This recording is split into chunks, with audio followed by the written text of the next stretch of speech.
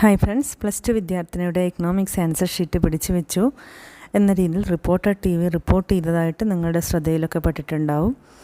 അതായത് 2 വിദ്യാർത്ഥികൾ എക്സാം എഴുതുന്നതിൻ്റെ ഇടയിൽ സംസാരിച്ചത് കാരണത്താൽ, അതായത് ക്ലാസ്സിൽ ഇൻഡിസിപ്ലിൻ ഉണ്ടായതിൻ്റെ പേരിലാണ് ആൻസർ ഷീറ്റ് പിടിച്ചു വെച്ചത് എന്നാണ് പറയുന്നത്. ആൻസർ ഷീറ്റ് മുഴുവനായും പിടിച്ചു വെച്ചിട്ടുണ്ടാകുമെന്നാണ് കരുതുന്നത്. അല്ലാതെ കുട്ടിക്ക് എഴുതാൻ പറ്റാതിരിക്കില്ലല്ലോ, എഴുതാൻ പറ്റിയില്ല. എന്നിട്ട് പിന്നെ 4 മണിക്ക് തിരിച്ചു കൊടുത്തു എന്നാണ് പറയുന്നത്. 21-ാം തീയതിത്തെ +2 എക്കണോമിക്സ് എക്സാം ആയിരിക്കും ഇത് ഉദ്ദേശിക്കുന്നത്. വെള്ളിയാഴ്ച ആയതുകൊണ്ട് അങ്ങനെയാണ് മനസ്സിലാവുന്നത്. എക്കണോമിക്സ് എക്സാം അങ്ങനെയാണോ? +1-ൻ്റെ എക്സാമും കഴിഞ്ഞില്ലല്ലോ, അപ്പോൾ +2 വിദ്യാർത്ഥിയുടെ എക്സാം ആയിരിക്കും. അപ്പോൾ കുട്ടി പറയുന്നത്, ഞാൻ ഒരു കുട്ടി അടുത്തിരിക്കുന്ന കുട്ടി തുടർച്ചയായി ആൻസർ അറിയോ എന്ന് ചോദിച്ചപ്പോൾ അറിയില്ല എന്ന് പറഞ്ഞതാണ് എന്ന്. ആക്ച്വലി അറിയുമോ എന്ന് ചോദിച്ച കുട്ടിയും തെറ്റുകാരിയാണ്. എക്സാം ഹാളിൽ നിന്ന് അങ്ങനെ ചോദിക്കാനോ പറയാനോ ഒന്നും പാടില്ല. എക്സാം ഹാളിൽ കയറി കഴിഞ്ഞാൽ പിൻ ഡ്രോപ്പ് സൈലൻസ് ആയിരിക്കണം. നമ്മുടെ ക്വസ്റ്റ്യൻ പേപ്പറും ആൻസർ ഷീറ്റും മാത്രമേ ശ്രദ്ധിക്കാൻ പാടുള്ളൂ. പിന്നെ എന്തെങ്കിലും ഡൗട്ടോ ആവശ്യമുണ്ടെങ്കിൽ റൂമിൽ വന്ന് ഇൻവിജിലേറ്ററോട് ചോദിക്കണം എന്ന കാര്യം നമുക്ക് എല്ലാവർക്കും അറിയാവുന്നതാണ്. പരസ്പരം സംസാരിക്കാനുള്ള റൈറ്റ് ഇല്ല എന്ന്.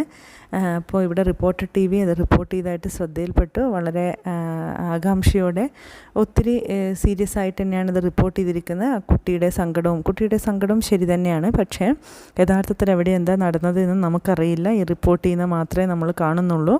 അപ്പോൾ നമ്മൾ ഇതിനെക്കുറിച്ച് അഭിപ്രായം പറയാനൊന്നും നമുക്ക് അർഹതയില്ല. കാരണം എന്താണ് യഥാർത്ഥത്തിൽ സംഭവിച്ചത് എന്ന് 2 ഭാഗവും നമ്മൾ കേട്ടിട്ടില്ല. എക്സാം ഹാളിൽ എന്താണ് നടന്നത് എന്ന് നമ്മൾ കണ്ടിട്ടില്ല. ഇപ്പോൾ കുട്ടി പറയുന്ന കാര്യമേ നമുക്കറിയുള്ളൂ.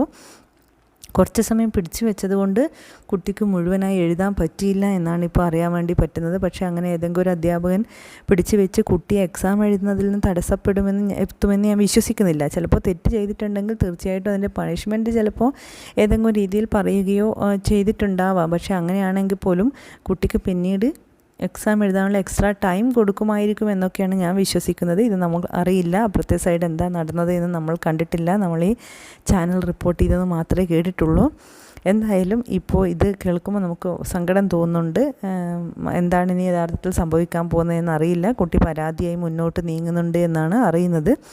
എന്തായാലും നമ്മൾ വിദ്യാർത്ഥികൾ ശ്രദ്ധിക്കേണ്ട, എക്സാം ഹാളിൽ നമ്മൾ ഫുൾ ഡിസിപ്ലിൻ ഫോളോ ചെയ്യേണ്ടതാണ്. കാരണം ഒരു വിദ്യാർത്ഥി കോപ്പി അടിച്ചു കഴിഞ്ഞാൽ, അല്ലെങ്കിൽ അടുത്തടുത്തുള്ള 2 വിദ്യാർത്ഥികൾ ഒരേ രീതിയിൽ നോക്കി എഴുതിയ ആൻസറാണ് എന്നൊക്കെ വാലുവേഷൻ ക്യാമ്പിൽ നിന്ന് ശ്രദ്ധയിൽപ്പെട്ടാൽ പോലും അത് റിപ്പോർട്ട് ചെയ്യുകയും റൂമിൽ ഡ്യൂട്ടിക്ക് വന്ന ഇൻവിജിലേറ്റർക്കെതിരെ പണിഷ്മെൻറ്റോ അല്ലെങ്കിൽ അതിനുള്ള നടപടികൾ വരാറുണ്ട്. മുൻ വർഷങ്ങളിൽ അങ്ങനെ വന്നിട്ടുണ്ട്.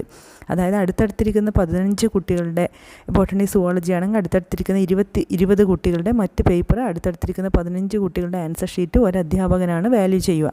അപ്പോഴേ ഇപ്പോൾ എക്സാമ്പിൾ ഒരു ഇംഗ്ലീഷ് എക്സാമൊക്കെ ആണെങ്കിൽ ലെറ്ററൊക്കെ എഴുതുമ്പോൾ ഫ്രം ടു അല്ലെങ്കിൽ അഡ്രസ്സൊക്കെ വരുന്ന സമയത്ത് ഒരേപോലെയൊക്കെ നമ്മൾ എഴുതി വെക്കുകയാണെങ്കിൽ അടുത്തടുത്തിരിക്കുന്ന 2 കുട്ടികളും 3 കുട്ടികളും ഒരേപോലെ എഴുതി വെച്ചു എന്ന് പറയുമ്പോൾ ഇവരെന്തോ നോക്കി എഴുതിയല്ലേ പറഞ്ഞെഴുതി ഡിസ്കസ് ചെയ്ത് എഴുതി എന്ന കാരണത്താലൊക്കെ ഇത് ഏത് കുട്ടി, എവിടെയുള്ള കുട്ടി, എവിടെയാണ് എക്സാം നടന്നത്, ഏത് റൂമിലാണ്, അവിടുത്തെ ഇൻവിജിലേറ്റർ ആരാണ് എന്നൊക്കെ വിദ്യാഭ്യാസ വകുപ്പ് അന്വേഷിക്കുകയും അല്ലെങ്കിൽ വാല്യൂ ചെയ്യുന്ന ടീച്ചർ പരാതിപ്പെടുകയും വിദ്യാഭ്യാസ വകുപ്പ് അന്വേഷിക്കുകയും റൂമിൽ നിന്ന് ഇൻവിജിലേറ്റർ തിരുവനന്തപുരത്തേക്ക് വിളിപ്പിക്കുകയൊക്കെ ചെയ്ത സാഹചര്യം നമ്മൾ മുന്നേ കണ്ടിട്ടുണ്ട്.